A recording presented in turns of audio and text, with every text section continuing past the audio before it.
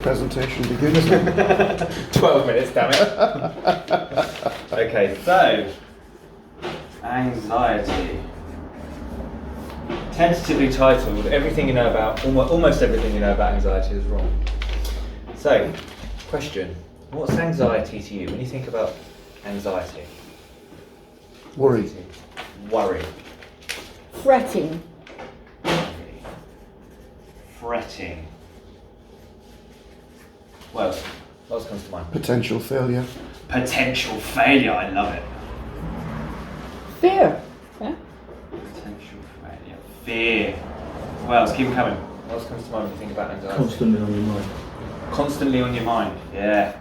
Yeah. Oh, we've got to start a new column. Sleeplessness. Unrelenting. Yeah, you're right. Constantly on your mind. Sleeplessness. What else? Excuse my terrible writing. Stress. Stress. Yeah. What else? What else comes to mind when you think about anxiety? Pain. Physical pain. Physical pain. Physical pain.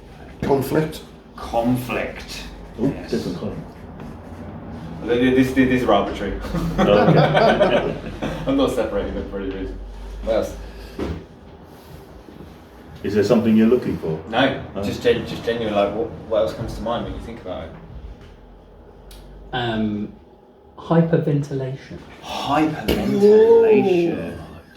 You're looking for the longest word you could possibly think of there.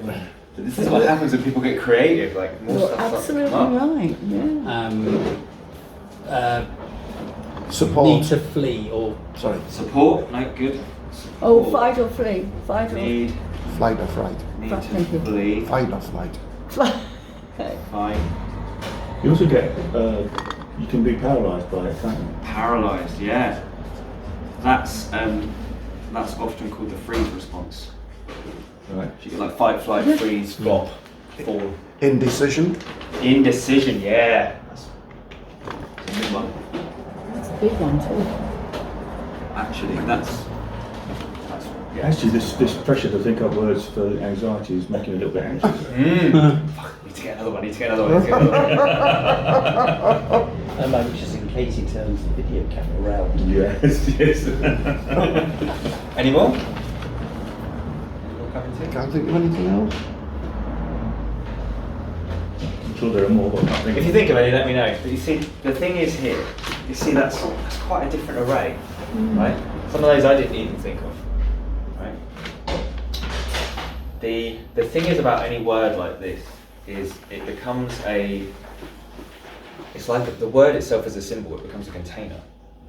So if you think about the word transportation, right? What does that mean? Now we have an idea of what it means, but if you kind of denominalize it, it's like what is being transported, or what are we transporting, and how is it transported?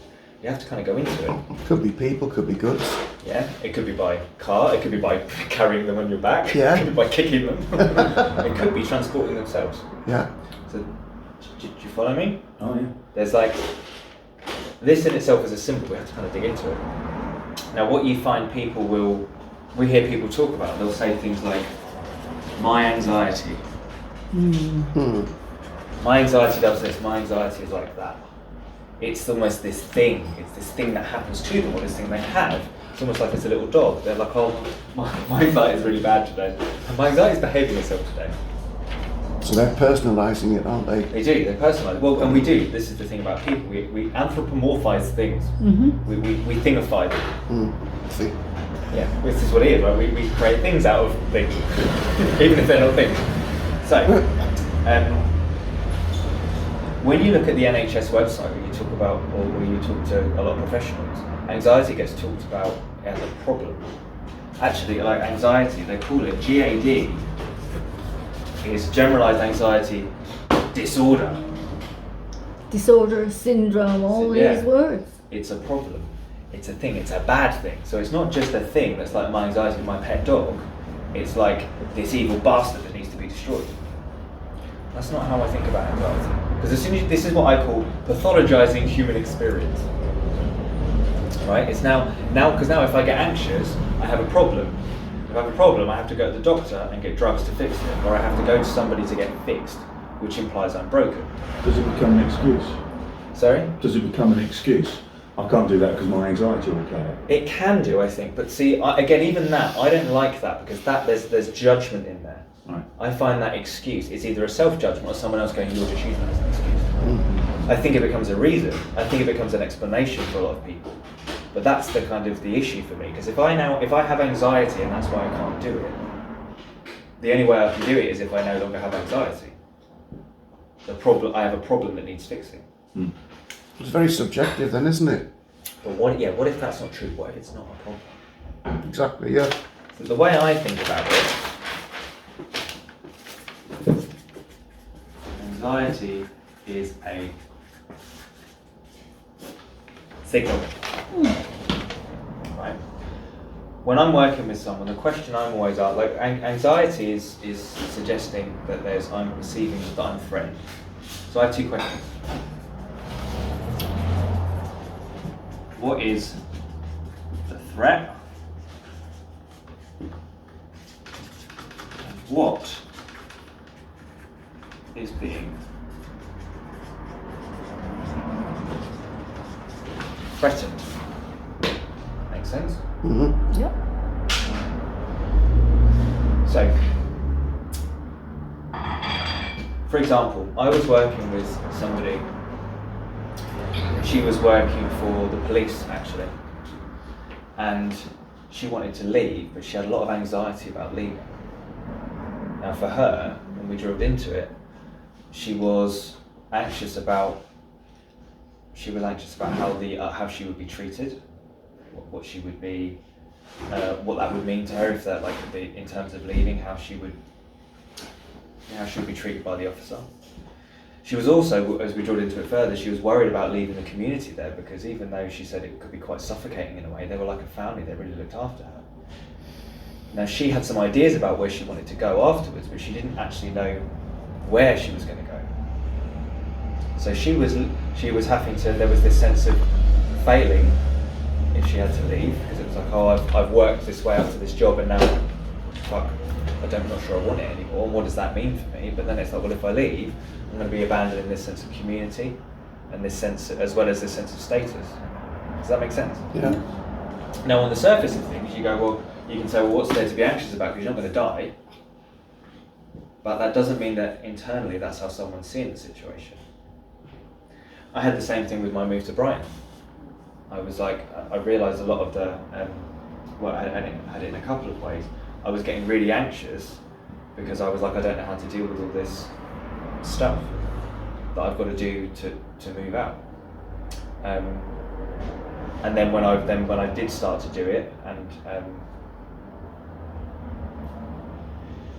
I was moving towards what's the word? The point where I have to move, I then got really anxious because I was like, I don't know if I can make this work. And the threat for me there was, oh fuck, I'm going to fuck this up. I've got to say to everybody, shit, I'm not going anymore. And then it was like, well, what happens if I stay? I've had all these plans that things are going to be better when I move. So the threat to me was, fuck, I'm going to be screwed. And that wasn't actually real because here I am and everything's fine. That doesn't mean it didn't look that way to me. Does that make sense? Yes. The key thing here is, I saw this quote recently which I liked. What is it? We don't see things as they are. We see them As we want to. As you think they are. as we are.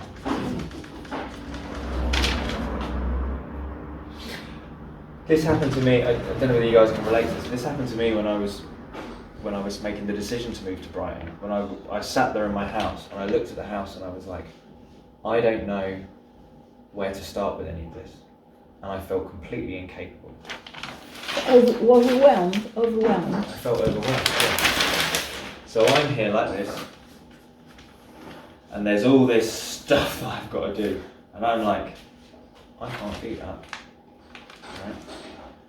Though interestingly, then at some point, through going into it, through talking to people, through basically slowly getting a new perspective, I saw actually, I was feeling really overwhelmed, and I realised I had to reach out, I had to ask for some help, and I'd already had a sort of conversations with people, with like some of you guys. I called my mum, and I was like, can you just come round and just help talk through some of these things so I can have a look at them? And after having her round for an hour, I was like, do you know what? I can paint some doors. I can start with painting some bloody doors.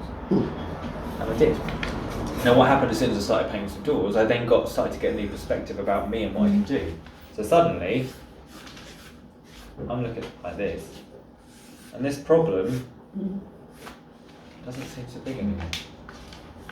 Now I've not changed, really.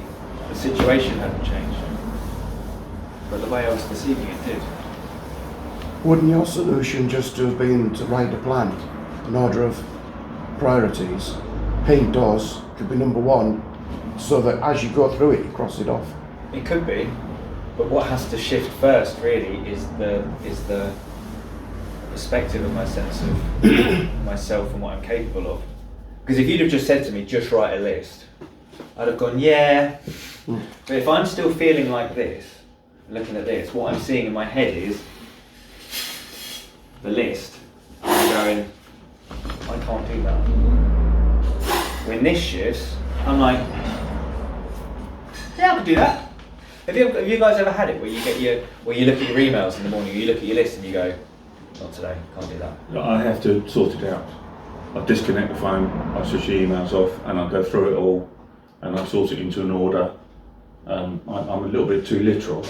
I think I said before that if I put a task list in an order, and for some reason I can't do that one, I feel like I can't do the next one because I haven't done the first one yet. You know, which is just too anal. I need to sort of relax a bit, but I have to switch off the input in order to assess what I've got, and then I can move forward. Which is why I don't tend to respond to emails during the day.